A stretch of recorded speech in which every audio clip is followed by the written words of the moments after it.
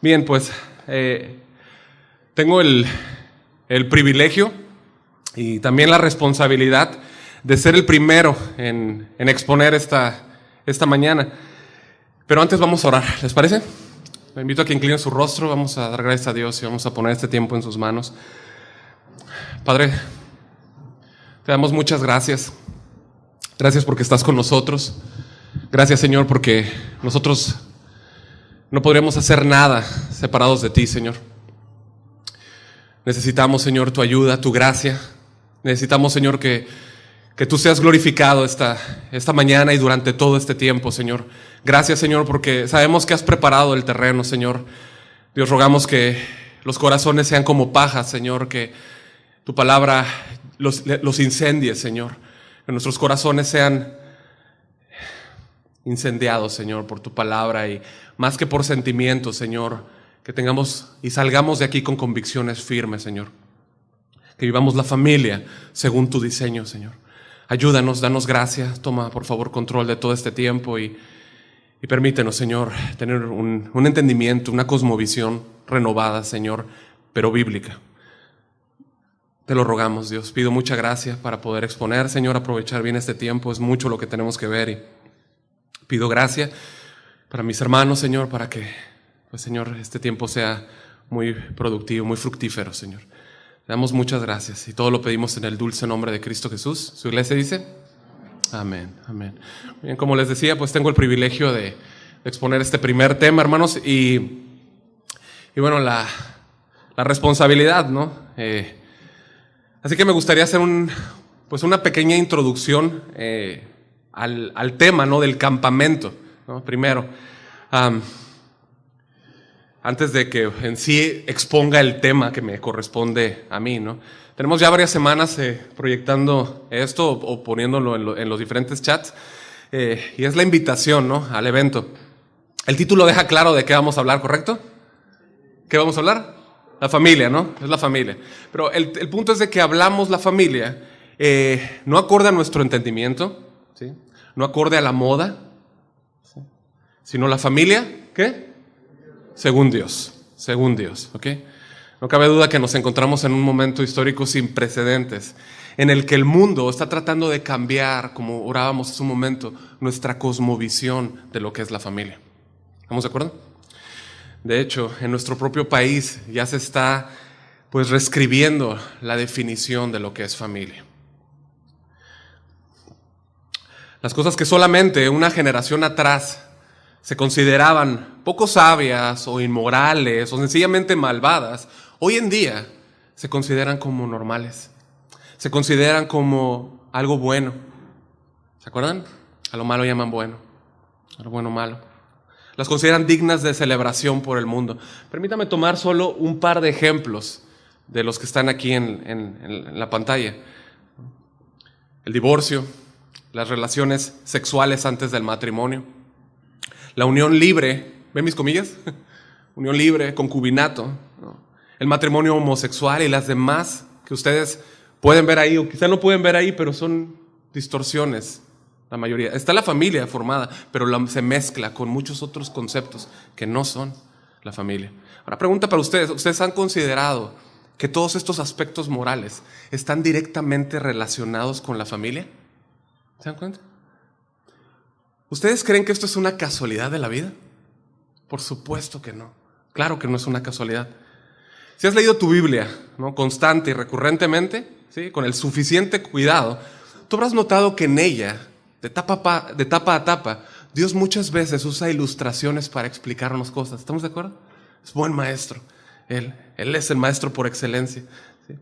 Y muchas de esas ilustraciones que Dios utiliza incluyen las relaciones familiares, como padre, hijo, ¿no? Hermanos, etcétera. Bueno, Dios en su infinita sabiduría hizo que las relaciones familiares fueran universales, es decir, en todo el planeta hay familia, ¿estamos de acuerdo? En todo el planeta, ¿sí? De modo que Dios sigue utilizando esta figura de la familia en todos los contextos, en todas las épocas, en todas las edades. Y es asombroso que Él, para enseñarnos, emplea aspectos de esta tierra, como lo es la familia, y lo usa como un puente para mostrarnos cosas celestiales. Y esta, mis amados, es la principal razón por la que la familia está bajo ataque. Si entendemos la familia, presta atención en esto, si entendemos la familia, nosotros tenemos un lenguaje. Si entendemos la familia, adquirimos conceptos que nos ayudan a entender verdades de Dios, que nos ayudan a entender sus obras, que nos ayudan a entender sus caminos. Pero ¿qué pasa si olvidamos la familia o tratamos de redefinirla? Además de ponernos en problema, ¿no? Meternos en problemas con Dios que la diseñó, comenzamos a perder ese lenguaje y esos conceptos. ¿Me siguen? Por cuestión de tiempo, solo presentaré rápidamente 4 áreas que son muy importantes, en las cuales Dios utiliza a la familia como un puente para revelar su gloria y sabiduría. Número 1, la familia refleja la Trinidad. ¿Okay? Espero que estén anotando, porque son muchos puntos, muchos. Si no entendemos la familia, no podemos entender a Dios mismo. ¿Por qué? Porque Dios revela la primera persona de la Trinidad como Él. ¿Como quién? El Padre. Y la segunda persona de la Trinidad como el Hijo. Muy bien. Ahora, por supuesto que esta relación divina, Padre e Hijo, no es idéntica a nuestras relaciones humanas, ¿no? De Padre e Hijo. Sí. Pero nos ayudan a entender cómo se relacionan e interactúan como un Padre y un Hijo. Ahora, imagina tú que por un momento existiera en un lugar, ¿no? En la tierra, exactamente eso, un lugar donde no haya padres y no haya hijos. Un lugar sin padre y sin hijos. Pregunta, ¿tendrías problemas para explicar Juan 3:16? Porque de tal manera amó Dios el Padre al mundo que dio a su Hijo unigénito para que todo aquel que en él cree no se pierda, mas tenga vida eterna. Cualquier padre sensato tiene un amor hacia su hijo. Si no entendiéramos el concepto de amor y de protección en lo natural de un padre por su hijo, ¿cómo podríamos entender lo que le costó a Dios entregar a su amado hijo como sacrificio? ¿Me doy a entender? Necesitamos ese concepto y ese lenguaje de padre e hijo. Escucha, y esta es una de las razones por las cuales la ausencia del padre en un hogar hace tanto daño. ¿Por qué? Porque elimina ese punto de comparación entre el Padre en la tierra y el Padre en el cielo, nuestro Padre. ¿Sí? Ahora, esta también es una de las razones por la cual los padres que maltratan o malcrían a sus hijos están cometiendo una terrible ofensa contra Dios. ¿Por qué? Porque están dando una falsa imagen de cómo Dios se relaciona, Dios Padre con Dios Hijo, ¿no? Y esta también es una de las razones por la cual rechazamos categóricamente las relaciones entre personas del mismo sexo. ¿Por qué? Porque en una casa donde hay 2 madres, la imagen de Dios Padre queda anulada. ¿Me siguen hasta aquí? ¿Sí? Punto 2, la familia refleja el Evangelio. La buena noticia del Evangelio es que Dios tiene una familia. ¿No? Lo acabamos de cantar. ¿Sí? Y nosotros estamos invitados a formar parte de ellos, fuimos incluidos. ¿No? Cuando ponemos nuestra fe en Jesús, somos adoptados por el Padre y nos convertimos en sus hijos. Efesios 1:4-6, está aquí. Dice, en amor el Padre nos predestinó para adopción como hijos para sí mediante Jesucristo, conforme al beneplácito de su voluntad, para alabanza de la gloria de su gracia. Nuevamente, ¿cómo podemos entender lo que significa ser hijos de un Padre amoroso si no sabemos nada de la familia? ¿Cómo? ¿No? Imagínate ir a un lugar donde no hay familias, en el que el gobierno cría a tus hijos, en el que el gobierno cría a los niños. En un lugar así tendrías muchos problemas para poder hablar acerca de la intimidad de la relación que disfrutamos con Dios como sus hijos, ¿no crees? Absolutamente. Cuando Dios nos da salvación, no solamente somos registrados en una institución por un político, no es así, ¿no? Para nada. La salvación no es así. Somos acogidos en una familia por el Padre. Dios nos dio una familia, ¿para qué? Para que pudiéramos entender el significado, el hecho de que tenemos un honor en que se nos haya ofrecido convertirnos en sus hijos amados, ¿no? Ahora, punto 3, la familia refleja a Cristo y su iglesia. No sé si alcanzan a leer las letritas, están chiquitas, pero Efesios 5:22-29, aprendemos que la relación de un esposo y una esposa siempre ha servido como un reflejo de la relación de Cristo y su iglesia. Ahí dice, las casadas estén sujetas a sus propios maridos como al Señor, porque el marido es cabeza de la mujer, así como Cristo es cabeza de la iglesia, la cual es su cuerpo y Él es su Salvador. Así que como la iglesia está sujeta a Cristo, así también las casadas lo estén sujetas a sus maridos en todo. Maridos, amad a vuestras mujeres, así como Cristo amó a la iglesia y se entregó a sí mismo por ella, para santificarla, habiéndola purificado en el lavamiento del agua por la palabra, a fin de presentársela a sí mismo una iglesia gloriosa, que no tuviese mancha ni arruga ni cosa semejante, sino que fuese santa y sin mancha. Así también los maridos deben amar a sus mujeres como a sus mismos cuerpos. El que ama a su mujer, a sí mismo se ama, porque nadie aborreció jamás a su propia carne, sino que la sustenta y la cuida, como también Cristo a la iglesia. Amén. En un lugar donde no existiera el concepto de matrimonio, te costaría explicar cómo Jesús ama a su iglesia, ¿no? Y cómo la iglesia debe responder con amor. Nuevamente, por eso es que nosotros no estamos de acuerdo en esa redefinición del matrimonio, ¿no? Por incluir personas del mismo sexo. Cristo y la iglesia, mis hermanos, reflejan, ¿sí? se reflejan a través de la complementariedad de un esposo y una esposa. Y remarco, un esposo y una esposa. ¿Bien? No hay uniformidad, dos esposos o dos esposas. ¿Estamos de acuerdo hasta aquí? Okay. Y bueno, por esto mismo también es dañino que cada vez más y más personas opten por vivir en unión libre, en lugar de casarse. Cristo y su iglesia están representados en la permanencia pactada del matrimonio, no en la conveniencia temporal de la unión libre. Cuarto y último, la familia refleja la iglesia y la relación entre cristianos. Entonces preguntó, ¿por qué nos llamamos hermanos y hermanas? No es por una encantadora peculiaridad, ¿no? Es una realidad espiritual que se deriva de nuestra adopción de la familia de Dios. Timoteo 5:1 al 2 dice, no reprendas con dureza al anciano, sino más bien exhórtalo como a padre, a los más jóvenes como hermanos, a las ancianas como madres y a las más jóvenes como hermanas con toda pureza. Si hubiera un lugar donde no hay padres, madres, hermanos o hermanas, ¿cómo explicarías la forma en la que deben de relacionarse los miembros de la iglesia? ¿No? Sería muy difícil de explicar. Pablo le dice a Timoteo que debe de relacionarse con los diferentes grupos, ¿no? Pero nota cómo, están ahí todos los grupos, padre, madre y hermanos. Como podemos ver, la familia nos enseña sobre la naturaleza de Dios, sobre su evangelio y sobre su iglesia. Por lo tanto, no debería extrañarnos que Satanás siempre esté atacando la familia. ¿Te das cuenta? ¿Por qué? Si Satanás logra distorsionar, ¿no? O dañar una familia cristiana, puede opacar el evangelio, puede lastimar la iglesia. Él siempre está tratando de devorar familias, ¿sí? Y todo esto lo hace ante la mirada de aquellos que aún no son salvos. Ahora, hermanos, ¿todos lo entendemos hasta ahorita? Cuando los propósitos de Satanás son tan claros, el desafío para ti como cristiano también lo debe ser. Sus propósitos son tan claros, el desafío para ti debería ser muy fuerte, ¿no? Muy firme. Hermano, necesitas despertar y velar por tu familia. Necesitas asegurarte de que estás levantando tu hogar sobre fundamentos sólidos. Entonces, nuestro versículo base es Salmo 11:3. Si fueren destruidos los fundamentos, ¿qué ha de hacer el justo? Durante este fin de semana, con la gracia de Dios y su ayuda, ¿sí?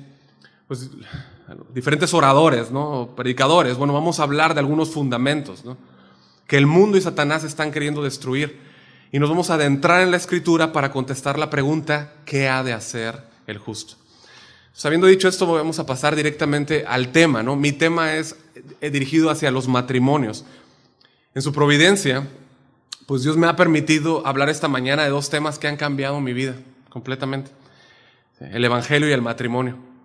Estas dos palabras cambiaron mi vida completamente, mis hermanos. Definitivamente, ¿sí? Soy un pecador salvo por gracia, pero también soy un hombre felizmente casado.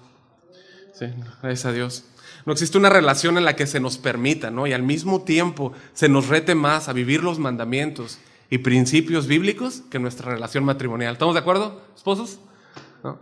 Y quiero llamar su atención, hermanos, al hecho de que una familia comienza en el momento que dos personas unen su vida en matrimonio, en este evento civil y religioso. Ese es el punto de partida. Después puede haber hijos o no, ¿estamos de acuerdo? Pero ellos no hacen la familia, vienen a formar parte de. Pero la familia comenzó cuando dijimos que acepto. ¿Qué? Quisiera hacerles una pregunta.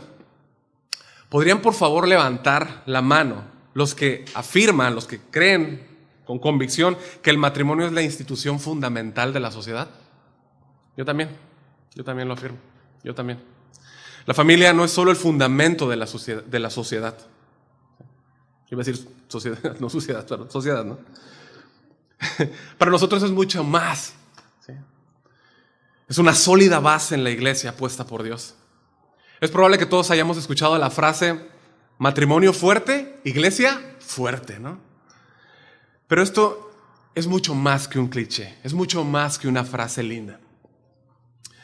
Esta verdad es tan real que Satanás ha estado interesado en la destrucción del matrimonio desde el momento que Dios ofició la primera boda en el Edén.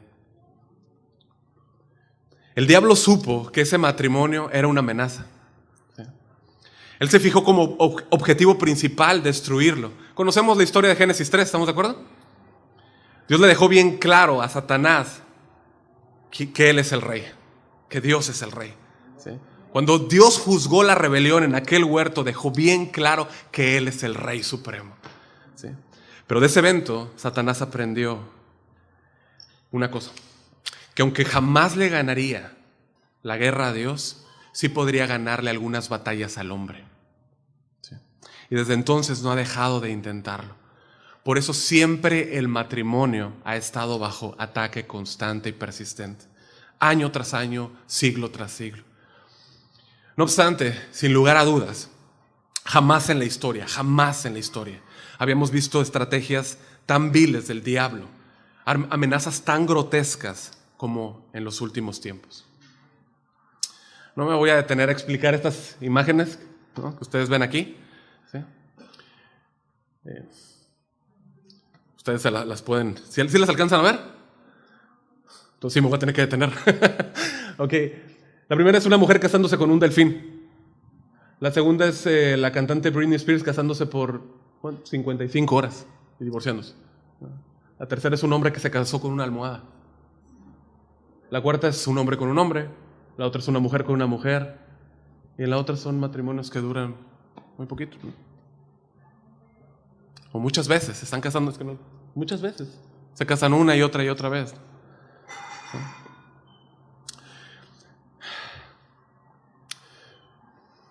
Por más absurdas que nos parezcan estas historias, ¿no?, reales, ¿no?, nos ayudan a dimensionar el daño que ha sufrido la familia creada por Dios. Y ahora, no nos identificamos con ellas, ¿verdad que no? No. Incluso podemos pensar que si se nos compara con esas, lo que le llaman matrimonio, ¿no?, con esos matrimonios que lucen, ¿no?, el nuestro es como de revista, ¿no? Algunos hasta ahí están en Facebook, ¿no?, y los publican. Pero mis queridos hermanos, lamento decirles que delante de nuestro Dios, que es 3 veces santo, cuando en un matrimonio existen celos, envidias, malas palabras, malos tratos, resentimiento, engaño, descuido, infidelidad, apatía, desprecio, etcétera, estamos siendo igualmente culpables. Porque estos aspectos dañan los propósitos divinos de Dios para la familia y los propósitos divinos que tenemos como matrimonio. Quise esperar hasta terminar la introducción para dar el título de la enseñanza, porque, pues al igual que cuando predicas el evangelio, das primero ¿qué? Las malas noticias, ¿no? Las malas noticias es que hemos estado pecando, hermanos. Hemos estado pecando. No hemos estado luciendo el matrimonio como debería lucir. Pero después de las malas noticias vienen las buenas noticias, ¿verdad? Y las buenas noticias es que hay esperanza y perdón en Cristo. ¿Amén? Lo hay. El título de esta enseñanza es Vivir el Evangelio lo cambia todo. ¿Cómo se llama? Me entristece decir que muchos cristianos, ¿no? Muchos son los cristianos que cuando escuchan la palabra evangelio piensan en el momento en que escucharon el mensaje de la predicación, ¿no? Y bueno, pues fueron salvos y creyeron. Pero para esas personas el evangelio solamente es útil para que entonces los incrédulos vengan al Señor. Hermanos, nada más lejos de la realidad. El evangelio no solo cambia nuestro destino eterno, también cambia la forma en la que vivimos. El evangelio debe ser ese filtro por el cual cada pensamiento, cada sentimiento, cada decisión en nuestra vida debe ser transformado, ¿no? Que mi vida sea el reflejo, ¿no? Para transformar, ¿no? El evangelio nos debe cambiar. Bueno, esto es igual sea soltero o casado. Si somos nacidos de nuevo, debemos, ¿qué? Vivir el evangelio. ¿Cómo? Vivir. Es importante. Yo subrayé la palabra vivir ahí, ¿sí? En el título, de manera intencional. Porque no estoy hablando de conocer el evangelio. Ni siquiera estoy hablando de predicar el evangelio. Le estoy diciendo literalmente que debemos de ¿qué? Vivir el evangelio. ¿Bien? Esta enseñanza, nuevamente, es para los matrimonios, ¿sí? Así que voy a hablar muy específicamente dirigido hacia matrimonios, ¿sí? Cómo debe de lucir el evangelio en la vida diaria de un esposo y una esposa. Sin embargo, los mismos principios pueden ser aplicados a otras relaciones familiares. Por lo que quiero animarles a los solteros a estar igualmente atentos, ¿sí? De hecho, me alegra de que estén aquí, porque yo espero que la palabra los lleve a anhelar el matrimonio para sus propias vidas. Y digo esto porque no ignoro que a su generación se les está vendiendo la mentira de que casarse es algo pasado de moda, de que casarse es un mal necesario, de que casarse es una carga pesada. ¿Y saben de dónde viene esa mentira? Del escondite más profundo del infierno, ¿sí? Yo te digo con toda la autoridad de la palabra que es el matrimonio es la culminación de un noviazgo que se vivió santamente y sabiamente y continúa siendo sostenido por el evangelio, como enseñaremos. Hoy tu matrimonio, cuando te cases, será un pedacito de paraíso que Dios permitirá vivirles, o les permitirá vivir en la tierra, ¿no? Entonces, yo no quisiera dar por sentado que todos los que están aquí presentes, ¿no? Cuando menciono evangelio saben lo que es el evangelio. Así que preparé un breve escrito que quisiera leerles e invitarlos a... Lo alcanzan a leer, pero todo ser humano, dice esto, todo ser humano está muerto en sus delitos y pecados. El pecado nace separado de Dios y crece practicando el pecado, ¿sí? Por lo que es culpable de muerte. Jesucristo, el Hijo de Dios, sufrió y murió en la cruz en lugar del pecador. Fue sepultado y al tercer día resucitó triunfalmente entre los muertos. Ascendió al cielo y ahora está sentado a la diestra de Dios Padre. Con el poder de su palabra reúne para sí mismo un pueblo nuevo de toda tribu, lengua y nación.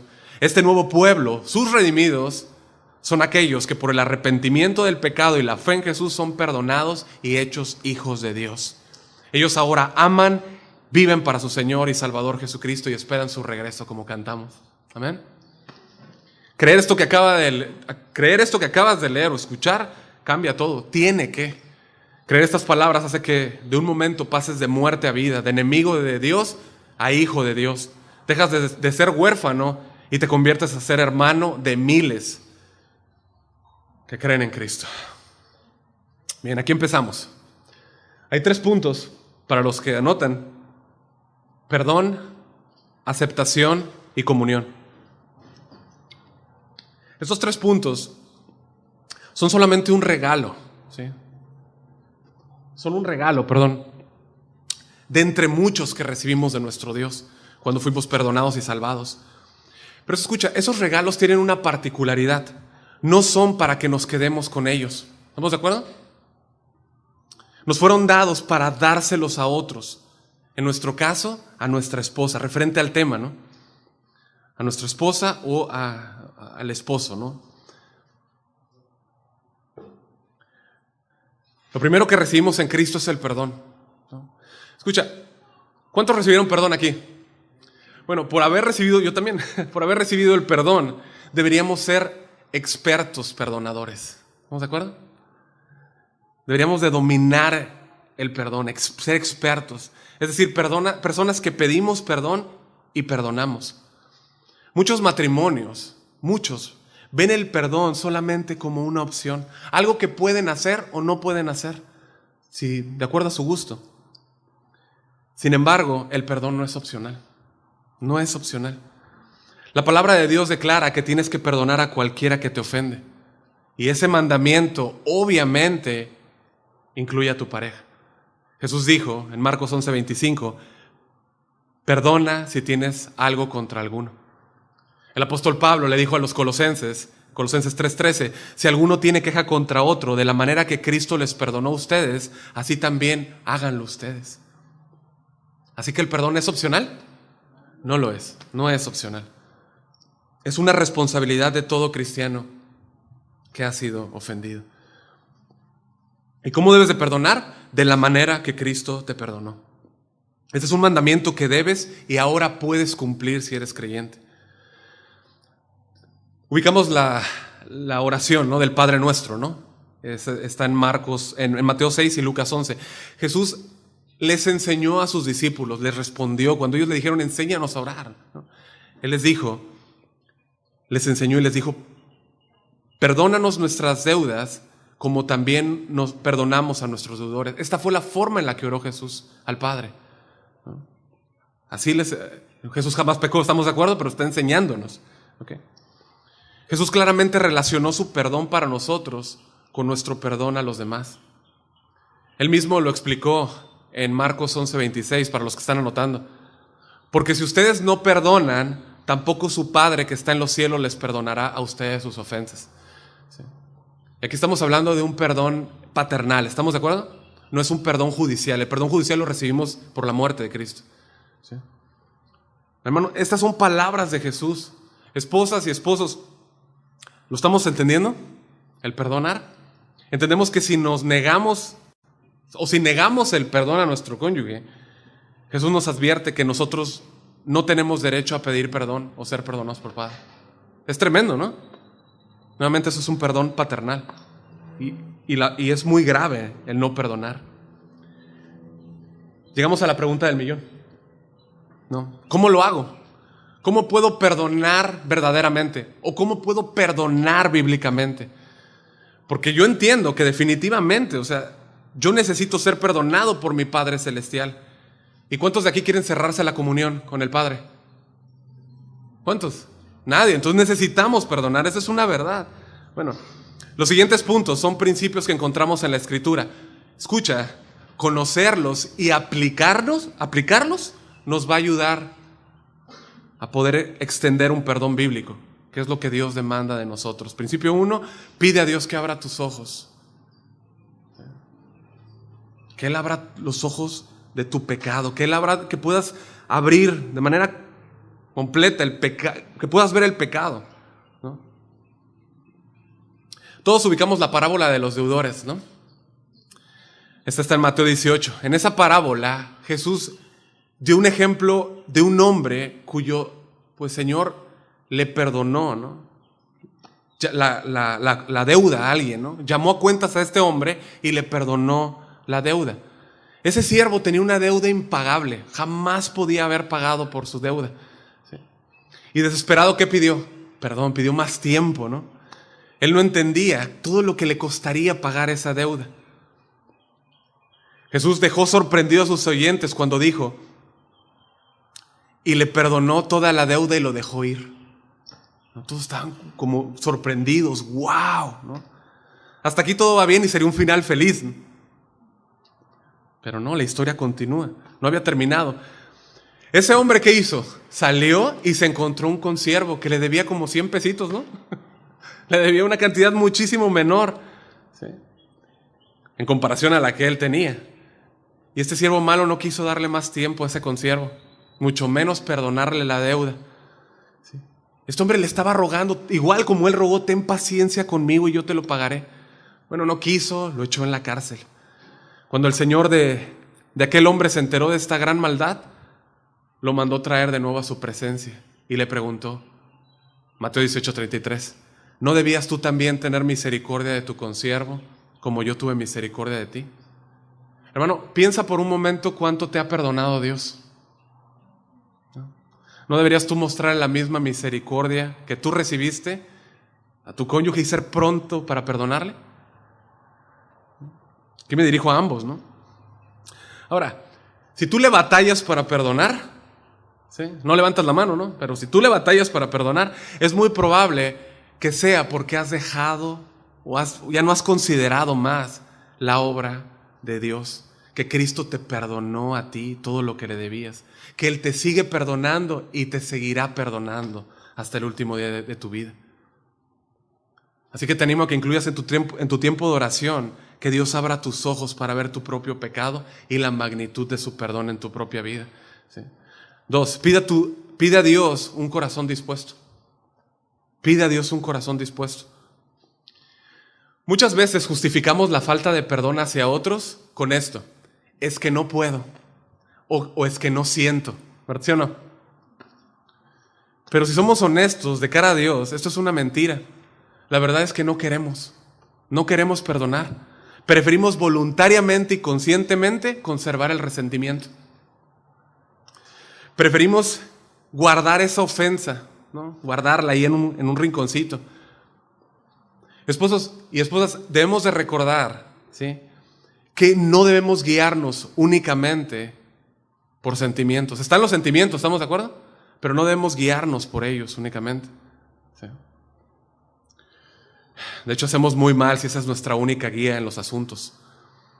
Tanto amar como perdonar, ¿sí?, son decisiones en base a verdades bíblicas. Si tu pareja te ha pedido perdón, no puedes negárselo. No puedes. ¿Sí? Y no puedes negárselo simplemente porque no lo sientes. Tu deber es perdonar. Y como veremos más adelante, los sentimientos vendrán después. Si reconoces que ese paso de obediencia se te dificulta, ¿sí?, necesitas pedirle perdón a Dios. Necesitas pedirle a Dios un corazón dispuesto a perdonar. Él te lo dará si se lo pides. Acuérdate, Dios dice Filipenses 2:13, Dios es el que en ustedes produce así el querer como el hacer por su buena voluntad. La buena voluntad de Dios es que en este asunto, es que tú perdones a tu pareja, ¿sí?, que liberes o que te libres de esa amargura, de ese resentimiento. Pídele a Dios que te dé disposición para hacerlo de una manera genuina. Bueno, una vez que has sido obediente al mandamiento de perdonar, hay un aspecto más en el que debemos de imitar a nuestro Padre Celestial. Y este principio es vital. En este principio podemos imitar a nuestro Padre. Cuando Dios perdona, ¿cómo lo hace el Dios? ¿Lo hace y se vuelve a acordar de tus pecados? Jamás, ¿no? Esa es una promesa que Él nos hace y nosotros debemos de aplicarla. Hebreos 8:12 dice, porque seré propicio a sus injusticias y nunca más me acordaré de sus pecados y de sus iniquidades. O sea, Dios promete que cuando te perdona, no mantiene tus pecados, ¿sí?, y no los usa posteriormente para usarlos en tu contra, ¿no? No es que Él se lo olvide, ¿estamos de acuerdo? Él es omnisciente, todo lo sabe. Pero cuando Dios te perdona, promete nunca más acusarte con tu pecado. ¿Sí? Entonces, por lo tanto, Dios te manda a ti perdonar de esta manera, como dice Colosenses 3:3. De la misma forma, debes escoger no traer de nuevo a memoria las ofensas perdonadas. ¿Sí? Ahora, hermanos, es posible que tú ya estés acostumbrado a guardar las ofensas en tu memoria. ¿Por qué? Porque has visto que las puedes usar como castigo, que las puedes usar como manipulación, que las puedes usar como justificación cuando tú ofendes. ¿Por qué? Porque cuando tú ofendes, tú puedes llegar a usarlo como, bueno, sí, pero tú me hiciste esto. ¿Estamos de acuerdo? Hermanos, esas cartas bajo la manga, dejémoselas a los magos. ¿Sí? Esas cartas son veneno puro para cualquier matrimonio. Lamentablemente yo conozco matrimonios que no han logrado sobrevivir. ¿Por qué? Porque han mantenido ese continuo recuerdo de ofensas que uno u otro se hicieron, ¿sí?, cuando se supone que ya habían quedado perdonadas. Decide limpiar hoy tu mente y luchar en contra de ese hábito pecaminoso y dañino. Y entonces sea un imitador de tu Padre Celestial. Que ¿qué hace Él? Voluntariamente arroja tus pecados al fondo de la mar. ¿Cuántos están decididos a comprometerse hoy a no traer a memoria ningún pecado del pasado. Bien. Me parece importante, antes de pasar al siguiente punto, hablar de lo que no significa perdonar. Perdonar no significa que la reconciliación o la solución del problema van a ser automáticos, ¿verdad que no? No.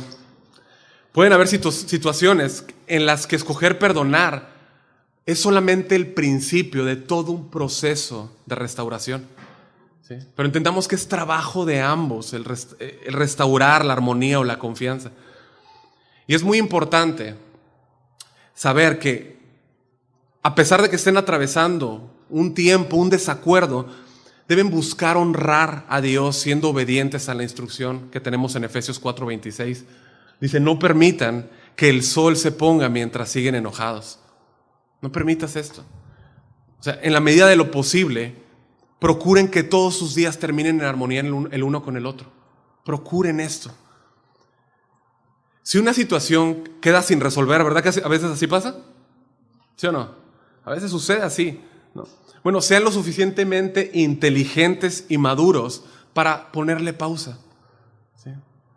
Pónganla en manos de Dios, descansen y al día siguiente, bueno, sigan con la conversación en busca de una solución. Y finalmente, en esto, los animo a pues no recurrir a esa costumbre del mundo, ¿no? De dormir separados, ¿no? El me voy al sofá, ¿no? O peor todavía, ¿no? Dormir fuera de casa.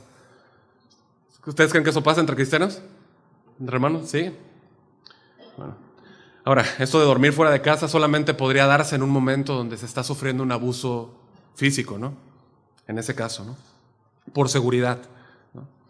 Entonces, toda situación, por grave que sea, debe ser tratada con madurez y amor. Ahora, perdonar tampoco significa que aceptes lo que el otro ha hecho. ¿Sí? Aborrecer el pecado, ¿sí? Es algo que Dios muestra en la Escritura. Dios aborrece el pecado, Dios rechaza el pecado. Aún así, nosotros tenemos la promesa que todo pecado confesado es un pecado perdonado. Amén. El verdadero arrepentimiento se caracteriza por un cambio de un modo de pensar y de vivir. Eso fue lo que Jesús le dijo a la mujer adúltera en Juan 8:19. Vete y no peques más. Ahora, ¿cómo aplicamos esto en un conflicto matrimonial? Bueno, primeramente perdonamos y luego trabajamos juntos para realizar los cambios. ¿Sí? Tenemos que trabajar juntos para que ese elemento, esa situación no siga sucediendo. Esos son los cambios que el apóstol Pablo llamó obras genuinas de arrepentimiento en Hechos 26:20. ¿Sí? Y para que esos cambios se realicen es necesaria la comunicación. Antes que nada debemos de hablar claramente acerca de lo que está provocando el conflicto. ¿Sí? Debemos estar dispuestos a buscar juntos una solución. ¿Sí?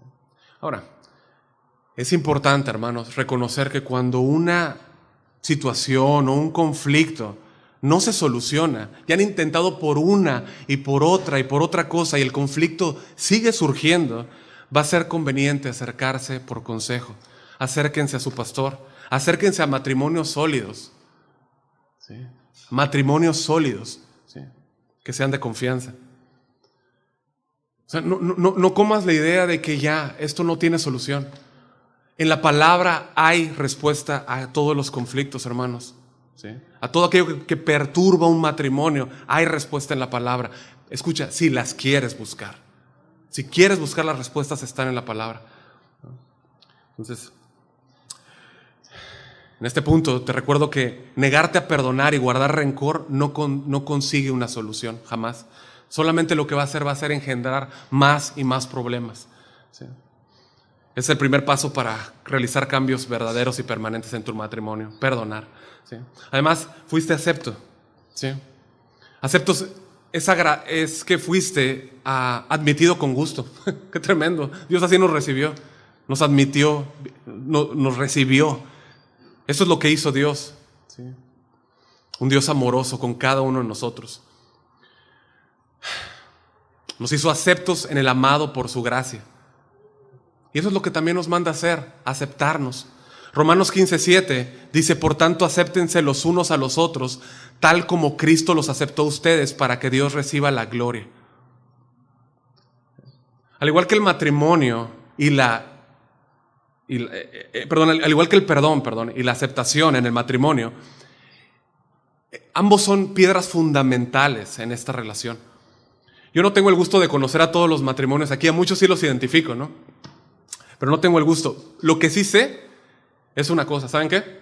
Que se casaron con personas imperfectas. Es un hecho, ¿no? Y pues tranquilos, no son los únicos. Mi esposa sabe también que se casó con un hombre bien imperfecto, ¿no? Y yo, aunque la amo, yo sé que ella no es perfecta, ¿no? Pero la Biblia tiene una instrucción para todos los que estamos en el matrimonio, que no es perfecto, ¿no? Es que la Biblia nos llama a todos a respetar y aceptar a nuestra pareja. Eso es una verdad igual para ambos, tanto para el esposo, es 1 de Pedro 3:7, no lo voy a leer por cuestión de tiempo, y para la esposa, ¿no?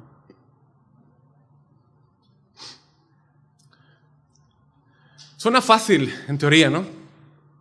Suena fácil en teoría, pero en la práctica, ¿cómo de manera honesta y sincera podemos respetar, apreciar y aceptar a nuestro cónyuge? ¿Cómo? Bueno, en primer lugar es necesario que ambos se sepan aceptos en el amado.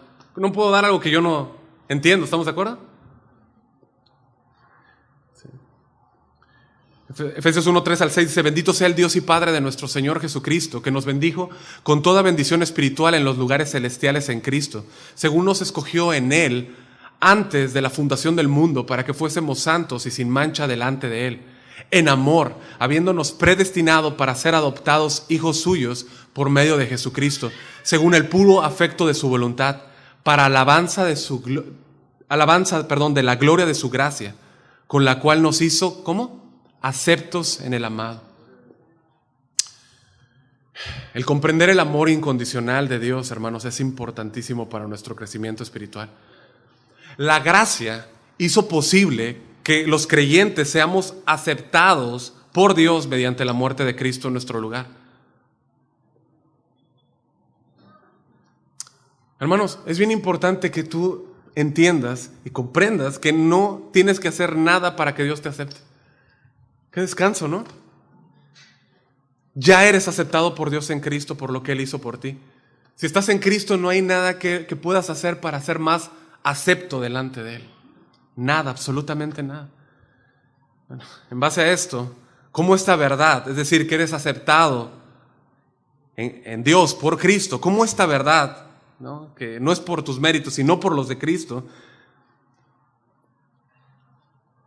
nos ayuda a aceptar las debilidades de nuestro esposo, o en el caso de las hermanas de nuestra esposa, ¿no? Y al revés, ¿no?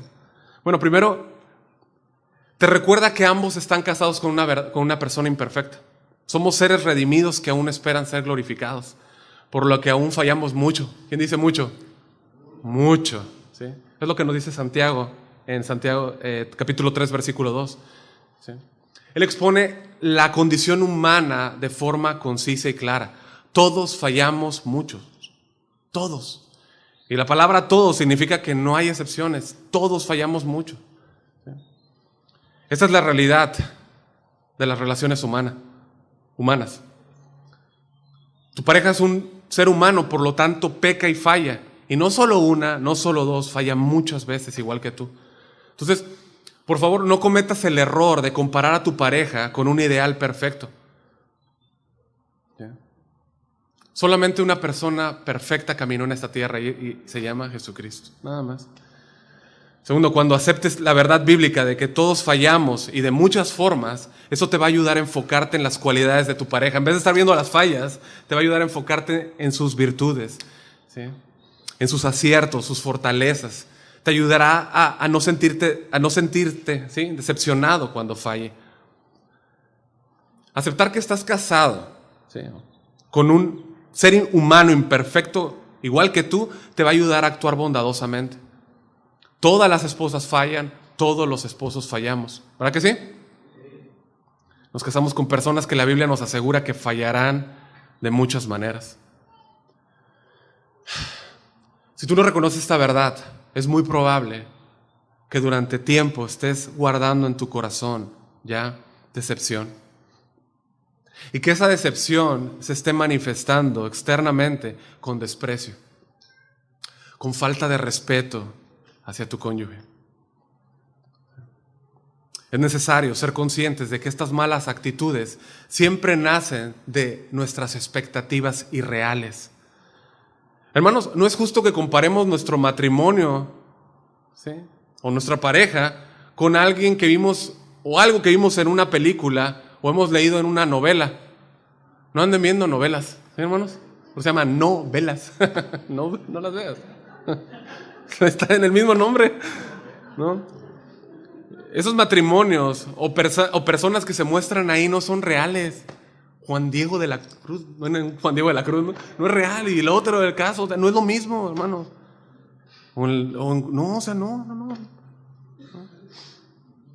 Para nada. Incluso debemos de cuidarnos de no idealizar y compararnos con un matrimonio cristiano que conocemos o que creemos que son perfectos. Yo te puedo afirmar que ellos tienen momentos difíciles.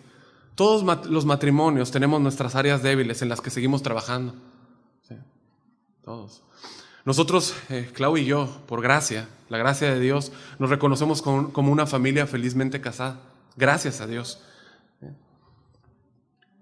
Y también conocemos matrimonios felizmente casados, pero ninguno de nosotros nos atreveríamos a decir que nuestros matrimonios son perfectos. ¿Gratificantes? Sí lo son. ¿Felices? Vaya que sí. ¿Entrelazados en lo más profundo del alma? Absolutamente. ¿Pero perfectos? Jamás. ¿Sí? Y te digo esto para animarte, para dejar de hacer comparaciones, para comenzar a apreciar a la persona que Dios te ha dado. Esa persona que está a tu lado, te pido un momento que la mires, por favor. A los matrimonios, la persona que Dios te ha dado. ¿Sí? Esa persona que está a tu lado está dispuesta, me refiero a los matrimonios, ¿no? Matrimonios, me voy a referir a matrimonios, hermanos. Bueno, tu hermano vas a recorrer con él todo el camino, pero estamos hablando de la relación matrimonial, ¿sí? Esa persona que está a tu lado está dispuesta a recorrer todo el camino contigo. Hermanos, son palabras mayores. Todo el camino contigo, en las buenas, en las malas y en las peores. Entonces, sin duda, esa persona es la perfecta para ti. ¿No? Qué maravilloso es que... Por eso no te miro, porque me da ganas de orar. Porque te amo. ¿No? Qué maravilloso es que otro ser humano quiera hacer eso con nosotros en lugar de huir. Qué maravilloso. Aprendamos a apreciar y aceptar a nuestra pareja imperfecta, ¿sí?, ante la realidad de nuestra propia imperfección. Y hermanos, pidámosle a Dios humildemente perdón cuando ha habido menosprecio, cuando ha habido irrespeto o comparación. Y escuchen matrimonios. De hecho, antes de irte de este campamento, yo te animo a que pidas perdón a tu esposo, a tu esposa, ¿ok? Sí. Cómo vivir el evangelio lo cambia todo, ¿sí? Y hablamos del perdón, de la aceptación, ¿no? Sí. Vamos a hablar de la comunión, ¿sí? Por Cristo podemos tener comunión. Rapidísimo. Koinonía, ¿no? ¿Todos ubican esa palabra? Koinonía, ¿no? El significado principal de koinonía es compañerismo, es compartir, es comunión. La Biblia señala con claridad que Dios salva individuos para que formen parte de una comunidad de creyentes. Bueno, nuestro Dios entonces no solo nos perdona, no solo nos hace aceptos, sino que además nos hace parte de su familia. Y la comunión es un aspecto fundamental de la vida cristiana. ¿Cuántos siguen a Cristo aquí? Yo también. Seguir a Cristo significa imitar su amor, imitar su rectitud, imitar su servicio. Bueno, estas virtudes debemos de practicarlas como esposos, pero también debemos de practicarlas como iglesia, como iglesia local. ¿Estamos de acuerdo? Nuestra familia. Primero que nada, la comunión de esposos,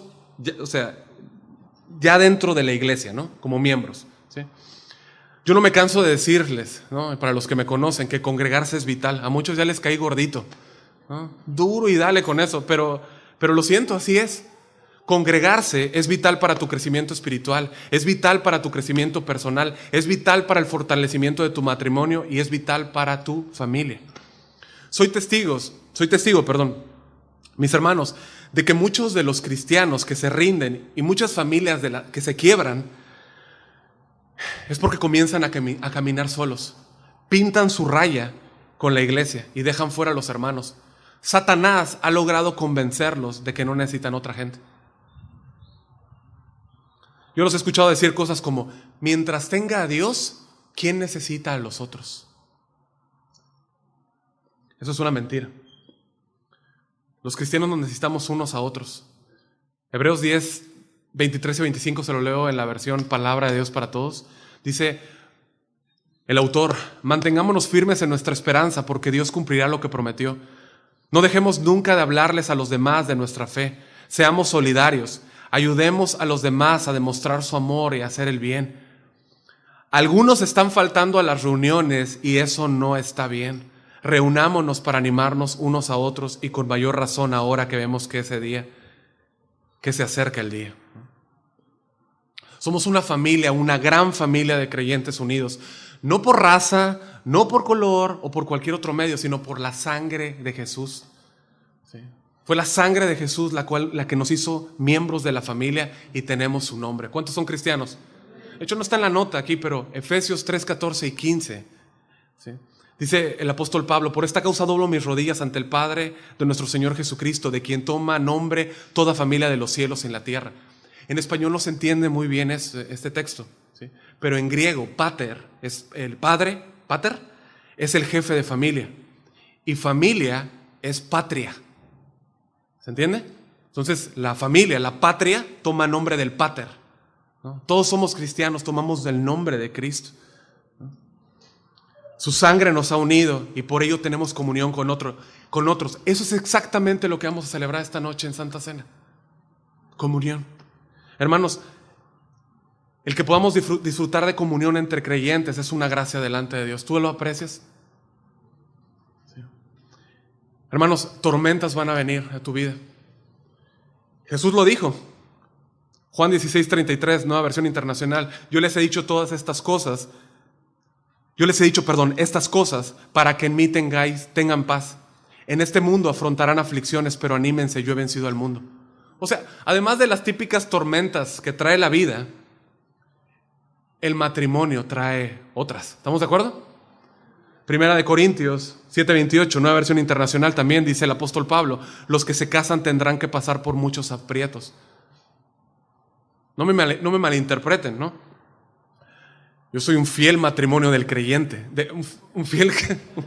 Yo soy un fiel creyente del matrimonio, ¿no? Personalmente, es el mayor regalo que el Señor nos ha dado a Claudia y a mí después de la salvación. Pero después de este regalo vienen días, vienen semanas, meses, incluso tiempos, ¿no? Llenos de desafíos. Durante los últimos 16 años, mi esposa Claudia y yo hemos enfrentado problemas de salud, problemas económicos, mudanzas repentinas, tiempos de prueba, y la lista continúa, como usted también los ha enfrentado, ¿verdad que sí? ¿No? Bueno, gracias a Dios, mi esposa y yo temprano en nuestro matrimonio entendimos y determinamos que somos llamados a recorrer las temporadas buenas y las temporadas malas con gozo, juntos, pero escuche, en comunión con la iglesia local. Comunión con la iglesia local. Hermanos, yo quiero un punto más, porque si hace que les cae gordito, o hace más, cayendo más gordito. Hermanos, yo todos los miércoles estoy ahí, hermanos. Antes de ser pastor, yo no faltaba los miércoles, hermanos. Y no faltaba todo el tiempo, hermanos. Y no me estoy poniendo, pero hermanos, o sea, no es que trabajo, yo también trabajo, hermanos. Yo también soy padre. No hay excusa, hermanos. ¿Estamos bien? Ya, ok.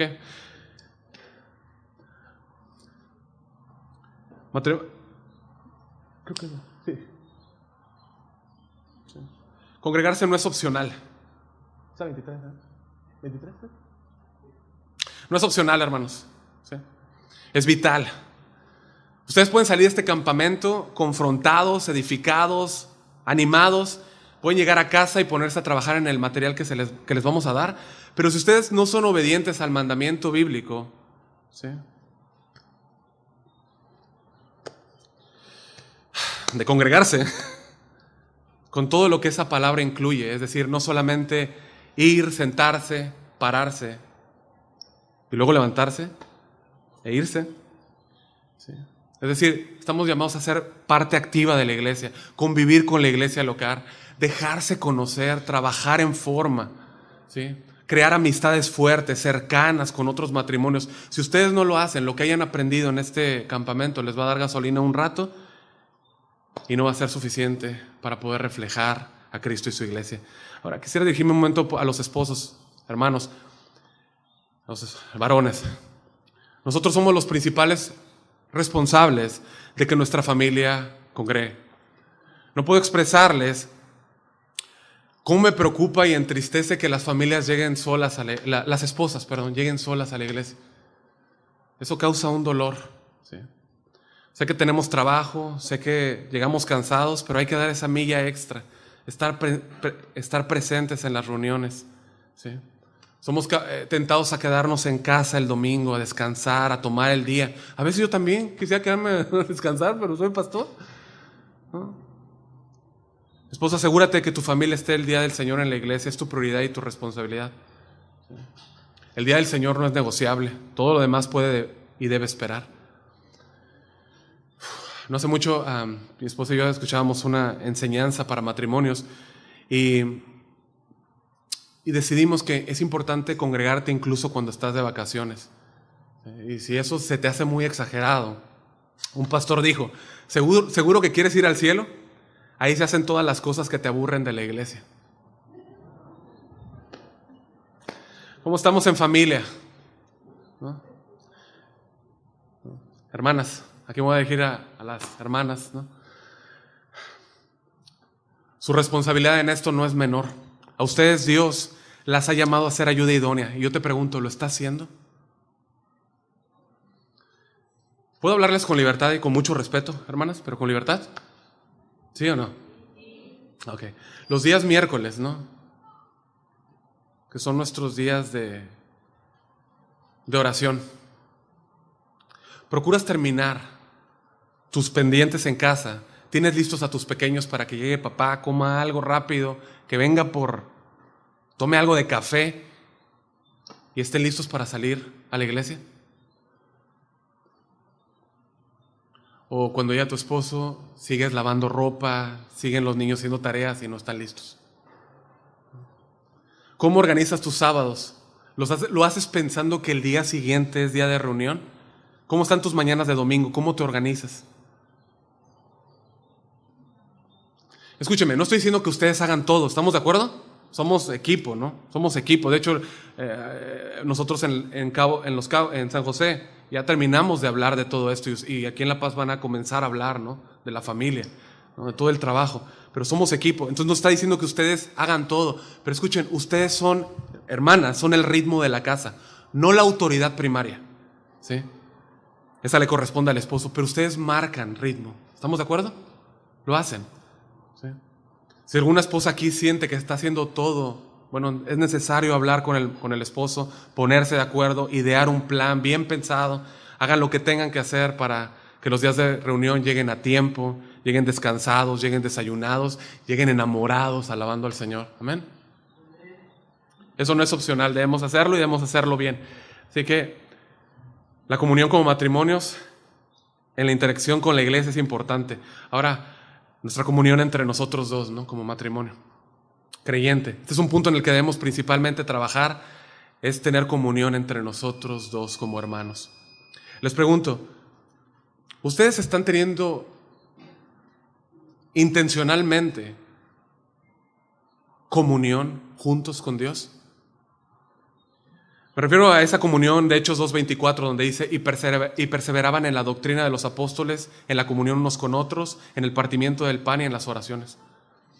Hermanos, es una bendición estar casados con otro creyente, pero es una gran responsabilidad también, ¿sí? Nunca la familiaridad y la cercanía con nuestra pareja debe hacernos olvidar que él o ella también es un hijo de Dios. ¿Estamos de acuerdo? Sí. Ahora, por supuesto que tenemos que tener tiempos para reírnos, ¿no? Ustedes ni saben en casa, ¿no? Sí. Tiempos para compartir, tiempos para disfrutar, tiempos para salir de novios, sin niños, ¿no? ¿Cuánto dicen amén? Mira, vea que sí los hay, ¿no? Mira, los que nos conocen saben que los animamos siempre a que cuiden su relación, su amistad, ¿sí? Incluso regularmente nos ofrecemos para cuidar a sus hijos para que salgan solos, porque entendemos que esto es importante, ¿sí? Pero es más importante que tengamos tiempos para orar juntos, ¿sí? Tiempos para hablar de la palabra de Dios, para confrontarnos el uno al otro, y tiempos tanto para confortarnos como para confrontarnos, ¿no? En amor, ¿no? Si alguno de los dos está incurriendo en un pecado, tenemos que con amor confrontarle, ¿sí? Y guiarle, ¿no? Hermanos, qué bendición es poder ser una sola carne con alguien que también es uno con Cristo. Qué bendición.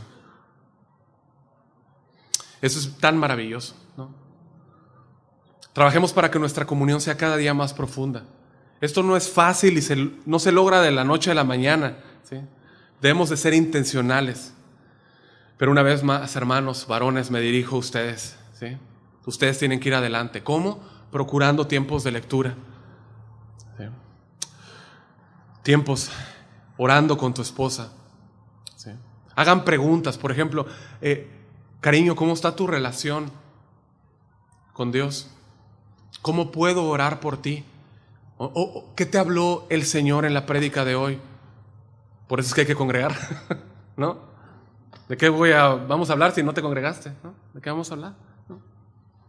Esposo, a tu lado tienes la ayuda idónea que Dios sabe que necesitabas. Apóyate en ella antes que en otras personas. Yo siempre le estoy pidiendo a mi esposa que ore por mí, siempre, ¿sí? Cuando tengo problemas, ella lo sabe primero, ¿sí? Siempre.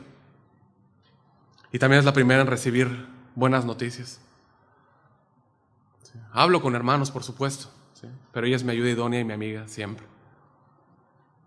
Así que, hermanas, ustedes sean una buena ayuda idónea, sean confiables, ¿no? Una vez más, con respeto, ¿puedo? A veces va el varón, el hermano, y te cuenta algo, y vas y lo cuentas con otras hermanas. Aquí puedo mirar a todos porque son de La Paz, San José y todos, ¿no? De todas partes. O sea, no estoy conociendo la vida de nadie, ¿estamos de acuerdo? Si no fijo los ojos en nadie, ¿no? O sea, pero ¿qué pasa con eso? ¿No?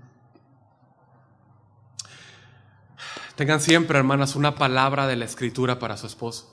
Despójense de la crítica. Estén dispuestas a escuchar. Pidan a Dios sabiduría para hablar. Estén dispuestas a escuchar las luchas más profundas de su esposo, sin señalar ni escandalizarse, ¿sí? Den gracias a Dios que Dios ha inclinado el corazón de ese varón para acercarse a ti y contarte cosas, ¿no? Esposos y esposas, perdón, aceptación y comunión son principios bases en nuestro matrimonio. Que Dios nos ayude a vivir su glorioso evangelio cada día, en cada momento, frente a todo problema. Mi esposa y yo deseamos ayudarles a dar los primeros pasos en formas muy productivas y prácticas. Y para eso queremos regalarles a cada esposo y esposa, únicamente casados, ¿sí? Que estén hoy aquí, un material que esperamos que les ayude, ¿sí? Y debemos declarar, esto no es una receta mágica, ¿sí? Tienen que tener presente que no siempre es fácil, ¿no? Tu marido puede ser considerado, cuidadoso y atento, pero quizá un día por estrés o problemas esté distante o criticón, ¿no? Y tu esposa puede ser la versión moderna de Proverbios 31, de Tito 2, ¿no? Pero un día se le puede quemar el arroz, ¿no? Un día se levanta sin ganas de saludarte. Bueno, cada uno tiene a su lado un ser imperfecto que tiene días malos. El desafío al que te retamos con este material es aprender a perdonar, aceptar, amar, honrar, ¿no?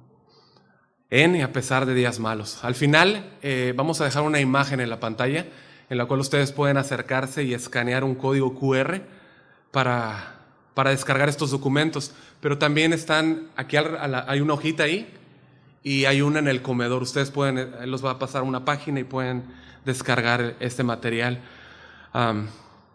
Pueden estarlo leyendo durante estos días y si en algo podemos ayudar, varones, por favor, acérquense y hermanas con mi esposa, con Gina también, con el pastor Ángel. ¿Okay?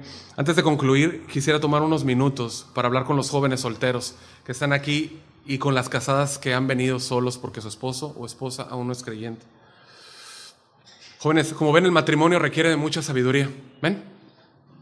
Requiere de mucha gracia. Y estas dos virtudes se tienen que cultivar a una edad temprana. Así que yo les animo a usar bien el tiempo. Un pastor dice que la juventud no es la época para ser el tonto. Completamente de acuerdo con él. Es el tiempo de crecer en carácter, de aprender cómo ser una mujer virtuosa, cómo ser un hombre líder. Jóvenes y jovencitas, la madurez no llega sola, tienen que trabajarla. Quiero retarles a ser radicales, a ir de contracorriente, ¿sí? Primero que nada, siendo muy selectivos con quién dejan entrar a su vida. Recuerden que las malas amistades, echan a perder las buenas costumbres. ¿Sí? Nada es más peligroso para ti en esta etapa que tu vida, que darle entrada a amigos. ¿Sí? Amigos que no comparten tu fe. Sean radicales, jóvenes, en su manera de pensar, de conducirse. Huyan de las pasiones juveniles, como dice Pablo. Comprométanse a vivir en santidad. No se conformen con menos. Sean jóvenes de hogar que aman y sirven a su familia. ¿Amén, jóvenes? ¿Amén o no, jóvenes? Sean comprometidos con su iglesia local, sirvan en la iglesia, estén dispuestos a ayudar en todo a lo que puedan. Escuchen, dense la oportunidad de convivir con adultos, con cristianos maduros, ¿sí? Con matrimonios sólidos, porque eso los va a llevar a aprender, ¿sí? Aun cuando ningún matrimonio es perfecto, los va a llevar a ir aprendiendo, ¿sí? Matrimonios, ¿estamos dispuestos a ayudar a nuestros jóvenes, sí o no? Ellos son parte de la iglesia. Ellos no son la iglesia futura, son la iglesia. Son la iglesia. Hermano o hermana, ¿no? Que estás ya estás casada con un incrédulo, no desmayes. Sé que es difícil para ti esto, ¿sí? Y estás imposibilitado, ¿sí, hermano, a tener una comunión con él o con ella en la manera que he hablado hoy. Yo lo sé, pero confía en Dios. Procura que en tu relación Dios sea un reflejo para tu pareja. Ama, respeta, sea un buen ejemplo. Modela el carácter de Cristo. Y cuando Dios te abra una puerta, háblale el evangelio con toda humildad y mansedumbre. El apóstol Pablo en 1 Corintios 7, 16 y 17 dijo: tengan en cuenta, esposas, que su ejemplo puede guiar a su esposo a ser salvo. Y esposos, su ejemplo puede guiar a su esposa a ser salva. Uno no sabe qué pueda pasar más adelante. Amén. Toma un poquito más el tiempo, pero quisiera concluir con una... Ya están aquí, ni modo que se vayan, ¿verdad? Yo sé que está largo, yo lo sé. Quisiera concluir con una reflexión para todos, una reflexión para todos. En su libro, Más que un rabino, el doctor en historia, teólogo y escritor César Vidal dice lo siguiente. Lo cito textualmente, ¿ok? Presta atención, ¿ok? Él está hablando del Sermón del Monte y dice: no deja de ser enormemente significativo que justo después de definir a sus discípulos con el término felices o bienaventurados o dichosos y explicar las razones de esa dicha, Jesús realizara una rotunda afirmación, la de que eran la sal y la luz del mundo. Continúa diciendo: la función de la sal en la época de Jesús no era tanto la de dar sabor como la de evitar la corrupción hasta el pudrimiento. En otras palabras, de sus discípulos, Jesús espera que contribuyan a que el mundo no se siga corrompiendo a diario hasta corromperse por completo. Naturalmente, sus discípulos pueden decidir por diversas razones no actuar como sal. Pueden alegar que su misión es espiritual y que por lo tanto no hay que entrar en el desarrollo de la sociedad que los rodea, o que pueden simplemente pensar que no tienen que complicarse la vida. En cualquier caso, por una causa u otra, deben encerrar la sal en el salero. Pero si eso sucede, deben saber que las consecuencias serán fatales. Lejos de permitir que estén tranquilos, aislados y sosegados, el mundo los arrojará al exterior y los pisoteará. Lo mismo sucede con referencia a la luz. Los discípulos de Jesús no son una luz u otra luz, son la luz en medio de un mundo que camina en medio de las tinieblas más espesas. Su misión no es encerrar la luz, ni mucho menos limitarla a aquellos lugares donde vaya a ser bien recibida o aplaudida. Su misión es alumbrar las tinieblas, lo que implica que pueden quedar al descubierto horrores insondables. Y si no actúan así, el resultado será espantoso, porque el mundo no recibirá ninguna luminosidad y solo cabrá esperar la oscuridad más absoluta. Y él finaliza la cita. Hermanos, quise terminar con esta cita porque hablar de la familia, como lo hemos hecho hoy, en muchos países del mundo ya está siendo causa de cárcel para el predicador y persecución para los que quieren formar su familia según Dios. Eso es lo que manda el mundo moderno.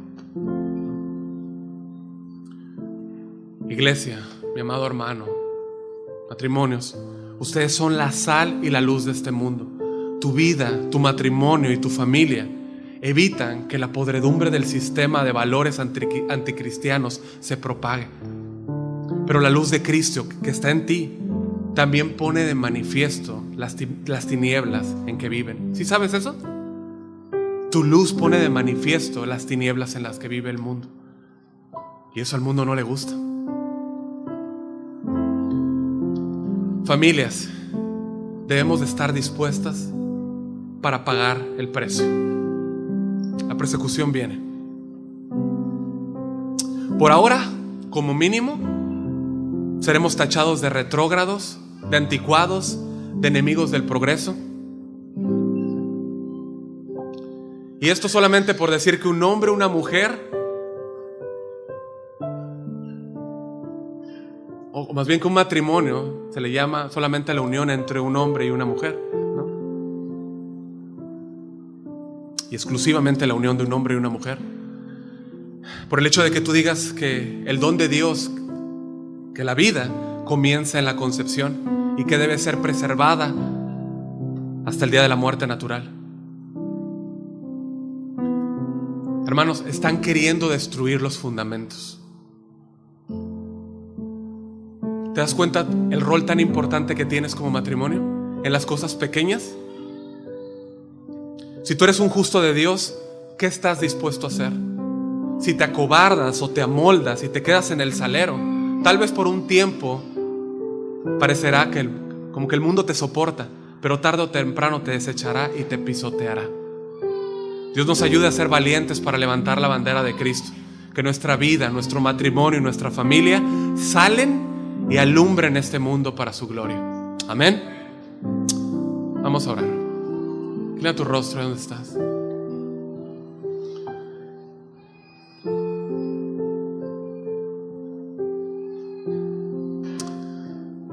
Bendito Padre Celestial, es en el nombre de Cristo, Señor, que venimos agradecidos, Señor, por el perdón, la aceptación y la comunión, Señor, que tenemos en Cristo, Señor. Dios, pedimos que nos ayudes como matrimonios. Ayúdanos, Señor. Ahora que hemos recibido estos regalos, ayúdanos a externar a nuestro cónyuge ese perdón, esa aceptación y buscar esa comunión y hacerlo todo en un entorno de familia, Señor, con la iglesia local. Ayúdanos, Señor. Somos sal y luz de este mundo, Señor. Ayúdanos a vivir la misión a la cual nos has llamado, Señor. Somos tus justos, Señor. Ayúdanos a mantenernos firmes, Señor, y que nuestra vida, Señor, refleje tu carácter, refleje tu santidad. Bendice los hogares, por favor, bendice las familias, bendice cada matrimonio aquí esta mañana, Señor. Tú sabes, Señor, a través de todo este largo escrito, Señor, qué puntos hay, Señor. Tú sabes, Señor. Pero, Señor, tú buscas esa restauración, esa comunión, Dios. Por favor, obra en las familias, obra en los hogares, Señor. Ayúdanos a darte gloria, Señor, a vivir para ti. Muchas gracias, Señor. En el nombre de Jesús, Señor. Permanezcan aquí un momento, por favor.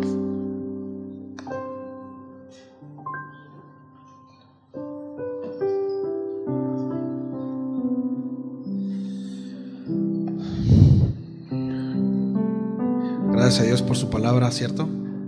Por la vida de Pastor Pietro. ¿Cuántos dan gracias a Dios por eso? Cuando Josué le dice al pueblo: yo y mi casa serviremos a Jehová, Josué identificó un problema en Israel. Y aquí sí vale el burro por delante. Yo primero, yo y mi casa serviremos a Jehová. Y esto es un llamado a los varones. Yo y mi casa, ¿sí? El varón por delante. Bien, pues gracias a Dios por este tiempo. ¿Qué les parece si damos un aplauso al Señor? Y seguimos. Gracias, Señor. Bien.